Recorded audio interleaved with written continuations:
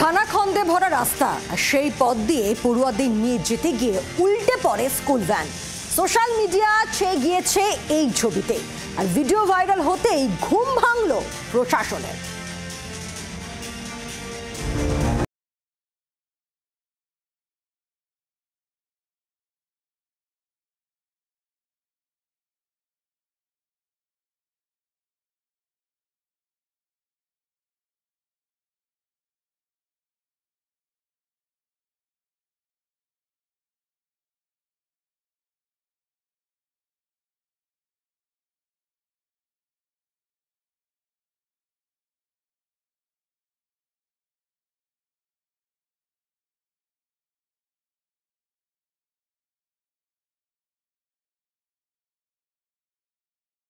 এই ছবি এখন ভাইরাল।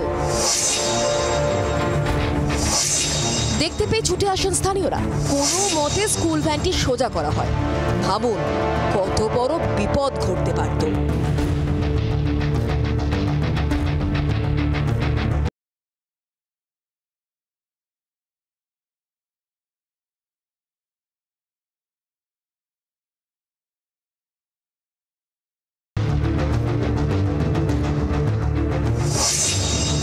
এই ছবি আমাদের বাংলারই। মুর্শিদাবাদের নবগ্রামে পরশন্ডা থেকে লালবাগ সদরঘাট যাওয়ার ব্যস্ততম রাস্তারই এমন বেহাল দশা।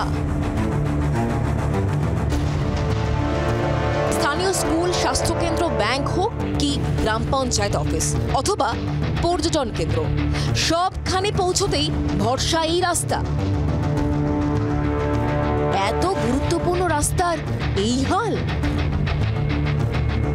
সাধারণ মানুষের অভিযোগ, নেতা মন্ত্রীদের সফরের আগে তড়িঘড়ি রাস্তা সারাই হয়ে যায়, অথচ যে রাস্তা দিয়ে রোজ এত মানুষের আনাগোনা সেই রাস্তায় নজর পড়ে না প্রশাসনের। আগে একদিনটা যুদ্ধ হচ্ছে, খাল খালি আছে, গর্তে গর্তেই তো আছে, যেমন কাটতে তাহলে আমরা ভালো কি করলি? রাস্তা মোটামুটি এখন ধরেন 6 মাস ধরে খারাপ হয়ে পড়ে আছে। বারে পাথর দিচ্ছে, ডাস্ট দিচ্ছে আর উঠে যাচ্ছে। অসুবিধা তো হচ্ছেই, সবসময় আপনার অসুবিধার মধ্যে যাওয়া আসা করছে, পেশেন্ট যাওয়া আসা করছে, আর পেশেন্টের অসুবিধা হচ্ছে। রাস্তায় এত খারাপ, জায়গায় জায়গায় এমন গর্ত হয়ে আছে, জল দাঁড়িয়ে আছে, গাড়ি গর্তে পড়লে গাড়ি উল্টে যাচ্ছে। ভিডিও ভাইরাল হতেই তৎপরতা শুরু হয়েছে, হুঁশ ফিরেছে প্রশাসনের। নবগ্রামে শুরু হয়েছে বেহাল রাস্তা সংস্কার।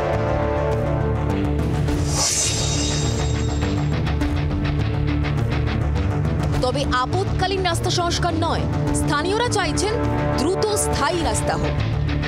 ইট দিয়ে মেরামতি চলছে। এটা ইট দিয়ে মেরামতি মানে হচ্ছে মরার উপরে আতর ছিটানোর মতো গল্প। অধিকাংশ ক্ষেত্রে প্রশাসনের ঘুম ভাঙাতে কেন কোনো দুর্ঘটনার প্রয়োজন হয়, প্রশ্ন তুলছেন স্থানীয় মানুষ থেকে নেট ব্যবহারকারীরা। মুর্শিদাবাদ থেকে সোমা মাইতির রিপোর্ট, জি 24 ঘন্টা। বাংলার আওয়াজ, বাঙালির আবেগ, জি 24 ঘন্টা।